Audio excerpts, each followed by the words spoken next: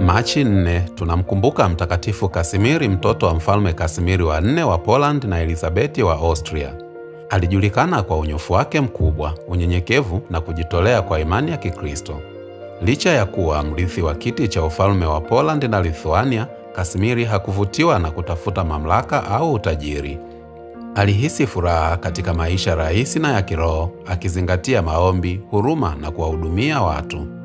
Anakumbukwa hasa kwa juhudi zake za kukuza amani na maadili ya Kikristo wakati wa machafuko ya kisiasa na kujitolea kwake katika kudumisha umoja wa falme za Poland na Lithuania.